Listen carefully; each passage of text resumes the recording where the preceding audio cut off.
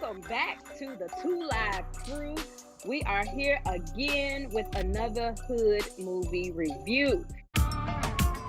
What's poppin', y'all? It's your girl Gloria coming at you live. If you see a kid that's riding a bike 2 sizes too big for him, that's just little man trying to save the neighborhood. And speaking of saving the neighborhood, what's up with all these missing person flyers? Yo, check out the courthouse. They're turning it into apartments? Y'all know how this starts. Them white people with canvas bags, that's always the first sign. Hey, what you doing down here, bro? It's too late to fight back now. We are going to wipe you out like the vermin you are. We got vampires in the Bronx. Nobody gonna care that Slim disappeared? Why? Because he's a gangbanger? Nah, homie, because he's from the Bronx, like us. There's a lot of things happening in this neighborhood right now. Keep your eyes open. All right. Yo, that was mad vague, dog. What do you do for work? Real estate. Are you seriously out at night when you know there's a couple of vampires running around? We're gonna need some garlic and some wooden stakes, like right the hell now. Going to the nest and take out every last one of them.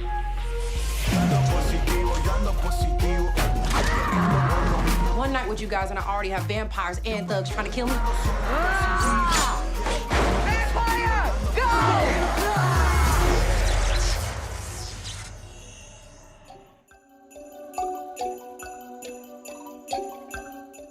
You know how we do it. We get it popping out here in these streets. So, I want to welcome the crew. I want to say what up, though, to everybody. The real Tanya, what up, though? Jamie, stick to the script. First Lady Sasha, or shall I say hot girl, okay? She a hot girl. Even in the fall, she hot. It's warm here. I just want to say, I actually enjoyed this movie this week. It was pretty good. It was pretty funny to me. I don't know if, Miss Tanya gonna think the same because she looked like she over there ready to start something. Like she's stirring the pot. Why your arm moving like this? You stirring the pot? Ready to start. Stir the pot now. All right. It was a pretty good movie to me. I enjoyed the cast. Had some kids in there on the cast and good actors. You know, you gotta believe. Who believes in vampires here? Nobody else? No. All right, y'all. When they come out, don't say nothing. When people start coming up missing, and they are coming up missing, you gonna know why. There's vampires up in this piece. Anyway, they were on this whole all-out mission to find these vampires and expose them. But what I did like about it is the young man, the main character, he was really trying to bring the neighborhood together, trying to save this guy's store and everything. But it was some things said in the movie a few times, and they were saying, like, if people from this part of town, people from this city, from the Bronx, so to speak, people from the Bronx, if you end up missing, nobody will miss you. Nobody's looking and checking for you. And that is a very real thing in a lot of inner cities. Who is looking for these people that are missing? Remember all of the women, the black women that have been gone missing, the black girls. Who is looking for them for real?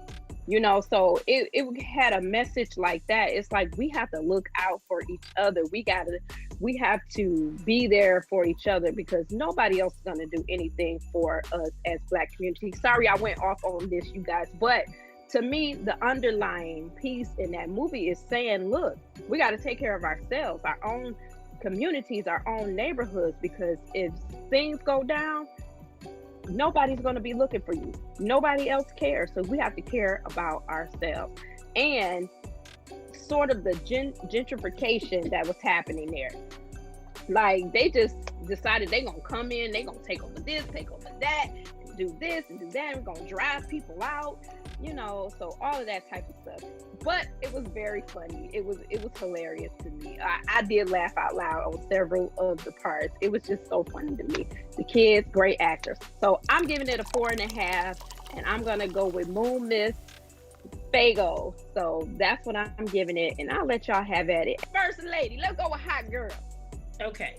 First of all, I did like the movie. At first, I was thinking vampires. I don't know, because my genre is not horror. But then when I got to looking at it, I was like, "Oh, this is silly as all get out." Yeah. So I did enjoy it. I think the kids and stuff were very funny. I think the adults were more clueless than the children. I think one of the parts that was very interesting was how we were watching a movie within a movie. Because what was that Blade that they were watching? That was in there, and they called themselves imitating that. So I think that was really cute or neat how they did that. And I do understand what you're saying about how people think people come up missing. Well, I can say for Atlanta, we found our children. Oh, so beautiful. So we did do that. Now, not to say that they're not continuing to come up missing, but they are. But that I think people have learned now. Atlanta will act a fool about their children, so it won't let it go. But I did like the movie. I think it got really silly at sometimes.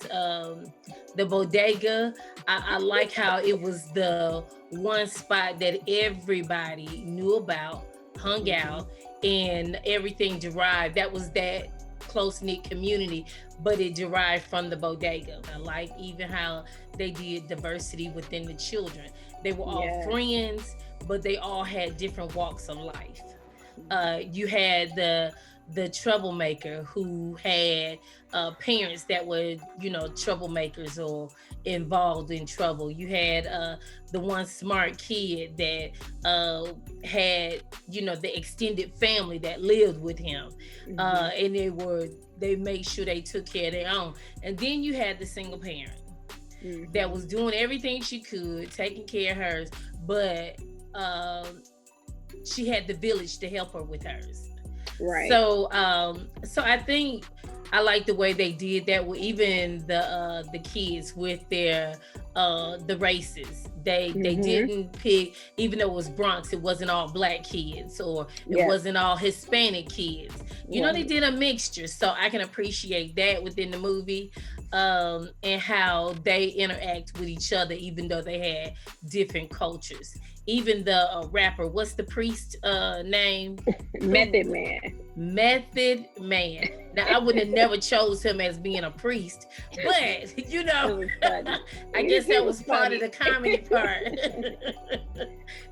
But I did enjoy the movie. And I even watched it with my son, and I'm not big on letting him see everything, but I did let him see it, and he watched it twice. So I would give it 5 red pops because it was actually, once you explain to your kids about what you believe in the household or whatever, then I could, tend to watch it with him. So, and he was even pointing out stuff that I had missed, when I watched it. So I think it was a good movie. You know what? Stick to the script. I do not like your posture right now. I think you should go next. It's the chair, that's why. Nah, you looking like All right, first off, I'm glad to see you guys again. Another week. Another chance to see y'all beautiful faces. So yeah. Oh, thank you. Yeah. So I didn't know anything about this movie. I just knew it was a Netflix movie. So I was hoping to enjoy it. I kind of was, Netflix just they disappointed me, man. Did they let you down? All the time. Oh. So I'm disappointed in the story, but the overall, the way it looked, the actors were pleasant to hear. I'm glad it was most of the cast was mostly color. Sorry to say it like that, but black as well as brown, as well as anything other than white, and even the white folks did good. So it was cool to actually focus on a neighborhood that's in a popular city that is probably it is probably scrutinized for the people as well as what goes down there. But also, it was a kiddie story. I have to remember that. I enjoyed. I did enjoy the guests, the actors. Zadano, she got killed at the beginning. That sucked. But she was. I was hoping that she would make. Who did you say? What's her name? Isn't it Zoe Zadano? Okay. Looks like Zoe. Yeah. Zoe. Yeah, she was at the beginning. Yeah. She was the first person. So that was her. I kind of, I perked up a little bit. I was like, okay, here we go. I ain't seen her in a minute. Let's go. That's what you like, huh? You hear that, ladies? That's what he likes. All right. We're going back to the story. I enjoyed it as far as it being a kiddie-friendly story. Something that it dealt with issues that were going on right now. As far as neighborhood, protecting our own, letting too many people who are outsiders come in and take over and kind of make the neighborhood unlivable for the people that live there already. It's like they're pushing them out slowly but surely. But besides that, the kids did their thing. The vampire stuff was really corny to me, but it was funny, and I'm gonna hold it to that. I'm just going to say, Netflix keeps disappointing, and you have great shots. Netflix. You get good actors that keep you in the loop, keep you wanting to watch it. The angles, everything looks good. It's a good budget, but the storylines are weak, and I can't stand for storylines that are weak. So I'm giving this right here. It's going to get. And I don't want it's still too high, but I'm gonna give it a 3. Oh wow! It's still too high. Okay, still too high, but it's it's strawberry fago for me, where it's sweet, where it kind of hits the spot, but it's too sweet for my taste. Now that I'm a little more mature and I'm looking for more in the story, so I'm just like I said. Y'all better get this man what he asked for. So I'm just saying, and I'm gonna head on and dip on off and let Jamie go ahead and take care of this one. All right. Okay. I liked it. But I love horror, and I especially love horror comedy. It's like, I enjoy it. So it's like the feeling of it, like the pacing of it and the funniness of it and the energy of the kids reminds me a lot of this movie called Attack the Block that came out in like 2011. And it's like, I feel like it's the British version of this, except for it's aliens that come down instead of vampires. But I believe, right? And way more for adults too. More for adults to me. All right. I mean, if you say so. They're both horror comedy, I mean, but you're not supposed to take either one of them too seriously, but they just throw in, elements, important things, I mean, like I said earlier, it's like the theme, like the symbolism of like the vampires being the gentrifiers, right? Like the thing with gentrifiers is they don't come in and sprinkle a little of their culture around and then let it be this big mixing bowl of amazingness, right? The goal is to suck you dry. Talk your stuff, Jamie. Talk your stuff. Like they just, it's not enough to have, a Planet Fitness, a gelato stand, a coffee shop. There's like bike lanes. There's gotta be coffee shops. All of them. You can't have nothing. You talk your talk, Jamie. Go for the stuff that we love the most first. It's like, is that a staple of the community? Right. Is that another staple of the community? Well, he did say they put the canvas bags on the people on the posters, so you know what that meant. How many juice places and yoga places can there be in the neighborhood? That's all I got to say. And I love me some yoga. I just want to leave yoga and get barbecue immediately. Is that so wrong? Is something wrong with that? Why you gotta take everything? Not at all. Anyway, that's what it is. It's the idea that, because that's the thing with vampires, right? Because in vampire lore, they don't have to suck you dry. They don't have to kill you. They can have a snack and then leave you alone. Everybody could live in peace and harmony. You could walk around like a McDonald's with legs. But no, they have to destroy. Anyway, I feel the symbolism. I love the symbolism. Come on, James. I thought the kids were great. I think it's hard to get that type of chemistry among like kids, especially kids that I didn't do any research, but I've never seen those children before. Where do kids stand? You know, the black kid, I think I've seen him in something before. The one girl that was with him when she joined their team, I think I've seen her in something before, but that's it. Yeah. Everybody else. And like you said before, I enjoyed the fact that you've got all these kind of like, you know, Afro-Latin groups that are just kind of all up through there, and everybody still coming together, seeing their differences, and then together as a community, because that's the only way you can beat back gentrification. Then, you know, knock on some corporate doors as well. But only together as a community can you say, yes, come on in, but we don't tax us out of our home. Right, exactly. Out of the house that I own because I can't afford taxes to live here, you know.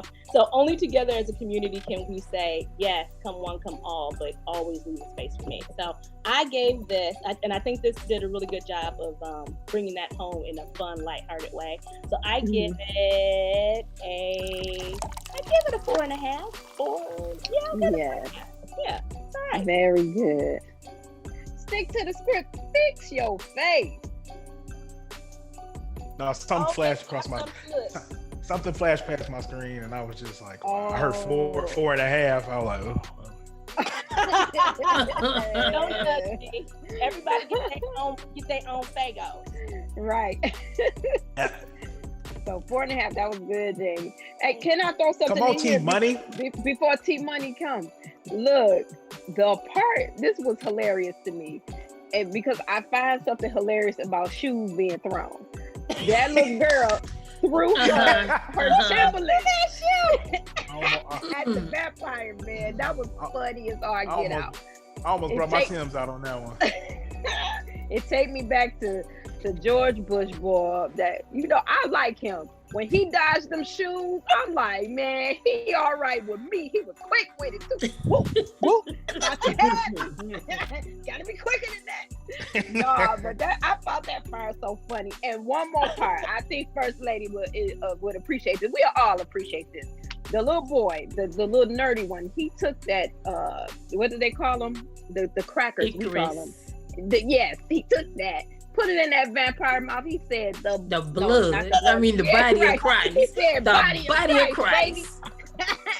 That thing burst into flames. But, all right, I just wanted to say that. Ain't nobody do it like Jesus. Can't go. Hey, there you go.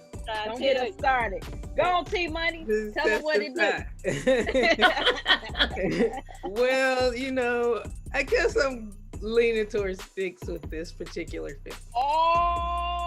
I think my standard for a good vampire movie is higher, even when you put the element of comedy in it, because what was that vampire movie? So you ain't like Vampire in Brooklyn?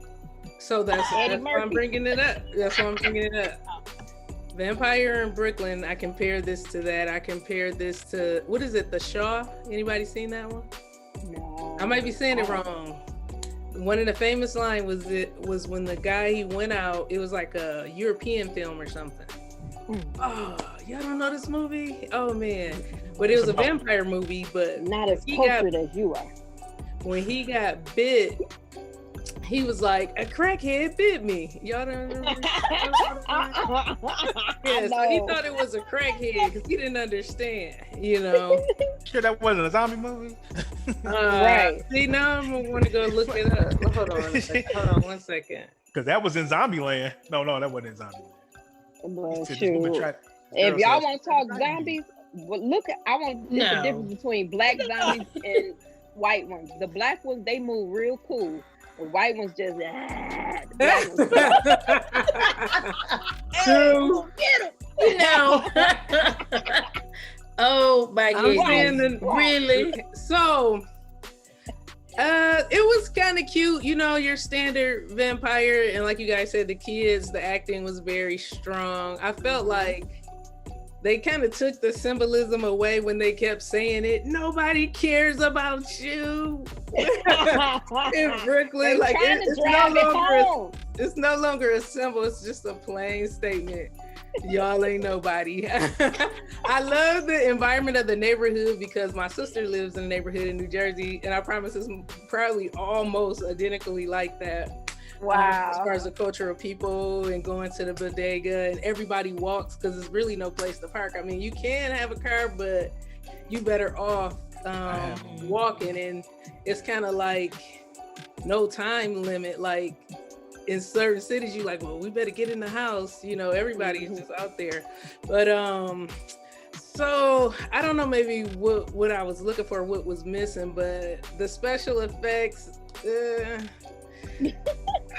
I was like, I would need to know the budget of this film. I don't feel like it was a lot of money put in as far as that type of stuff. Like even like the camera they use, I kind of felt like I was waiting on, you know how sometimes when you start a movie on Netflix, it's kind of pixelated and you wait for that clear screen. I feel like I never got a clear screen, but that could be my connection. You know what? I think a lot of these movies are being made in the midst of COVID or something, and they just doing the best they can or something. I don't know. That could be. It could not be. Did the quality?